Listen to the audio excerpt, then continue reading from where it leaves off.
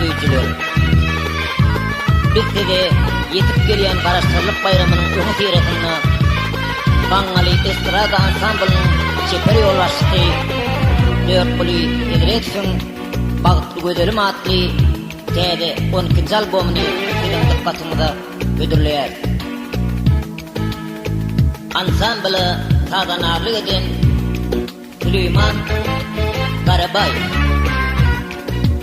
Aydymlar Gejen şäheriniň Nowruz studiýasyna Süleyman Garabay tarapyndan ýadga geçirildi. Ýadga ýakynyň himayetlik beren doganlar Murat Urtgelli, Gurban Muratlar. Konserdi alyp baran Gaýgyty Hedredir, hemde Aman Murat Maşadyr. Şu ýazgymy sizin göwnüňizden durur diýip umyt edýär. Dinläň, lezzet alın. Dörtbuli Hedredir, aýdym aýdýar.